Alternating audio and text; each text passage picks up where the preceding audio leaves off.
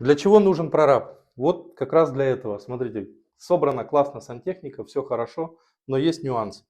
У нас краны сливные с фильтров попадают практически в уровень с инсталляцией, и, соответственно, ляжет гипсокартон, плитка, здесь будет крышка закрываться полностью, и уже будет неудобно снимать и делать замену фильтров.